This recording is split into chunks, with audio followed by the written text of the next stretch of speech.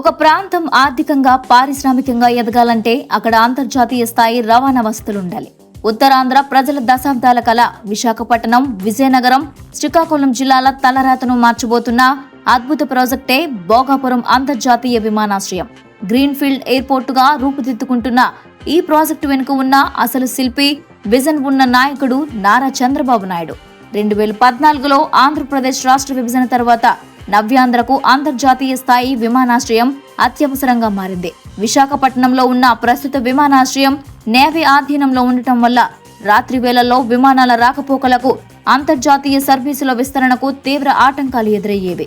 ఈ సమస్యను ముందే గుర్తించినప్పటి ముఖ్యమంత్రి చంద్రబాబు నాయుడు వైజాగ్ సిటీకి సమీపంలో ఉన్న విజయనగరం జిల్లా భోగాపురం వద్ద సరికొత్త గ్రీన్ఫీల్డ్ ఎయిర్పోర్ట్ నిర్మించాలని సంకల్పించారు.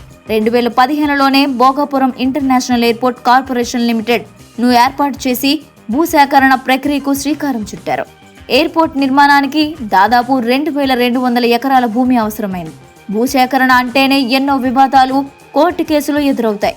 కానీ చంద్రబాబు నాయుడు గారు స్వయంగా చొరవ తీసుకుని ఉత్తరాంధ్ర రైతులను ఒప్పించి వారికి సరైన నష్టపరిహారం మరియు పునరావాసం కల్పించేలా ల్యాండ్ పూలింగ్ విధానాన్ని విజయవంతంగా అమలు చేశారు. ఎలాంటి వివాదాలు లేకుండా రికార్డు సమయంలో భూసేకరణ పూర్తి చేయడం చంద్రబాబు గారి పరిపాలనా దక్షతకు నిదర్శనం. ప్రపంచ స్థాయి మౌలిక వస్తువుల సంస్థ అయిన జిఎంఆర్ గ్రూప్ ఈ ఎయిర్పోర్ట్ నిర్మాణ టెండర్లను దక్కించుకుంది.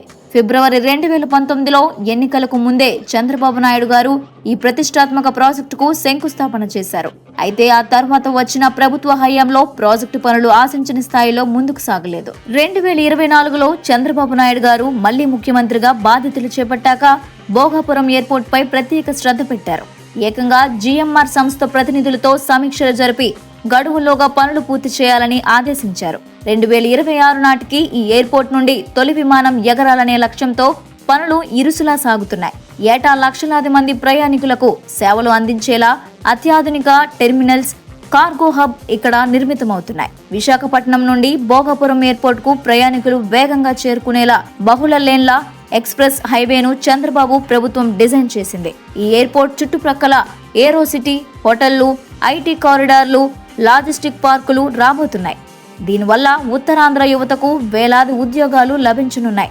భోగాపురం ఎయిర్పోర్ట్ కేవలం ఒక విమానాశ్రయం కాదు, అది ఉత్తరాంధ్ర పారిశ్రామిక విప్లవానికి ప్రవేశ ద్వారం. నాడు చంద్రబాబు నాయుడు గారు విత్తిన విజన్ అనే బీజం నేడు భోగాపురం ఎయిర్పోర్ట్ రూపంలో సాకారం అవుతుంది. ఈ ప్రాజెక్టు పూర్తయితే అంతర్జాతీయ పటంలో ఉత్తరాంధ్ర సరికొత్త చరిత్ర సృష్టించడం ఖాయం. ఇలాంటి క్రేజీ అప్డేట్స్ కోసం మన విజేత న్యూస్ ను ఇప్పుడే సబ్స్క్రైబ్ చేసుకోండి. Thank you.